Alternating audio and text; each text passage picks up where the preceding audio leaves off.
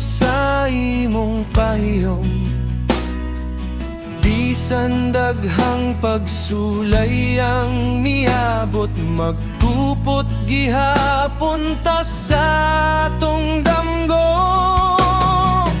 Asawa ko, ikaw ang bahandi, gugma nimo dili mapulihan.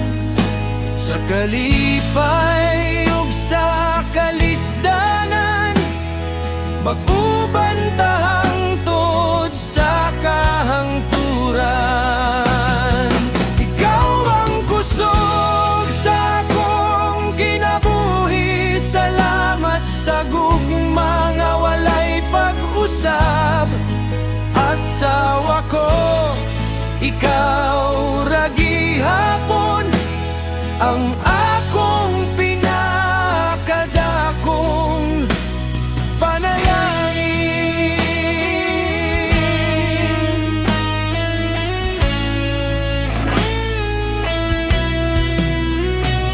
Matag adlaw akong ampo sa Ginoo nga panalanginan ang atong pamilya. Magtinabangay ta sa tanang panahon, kay ang gugma na to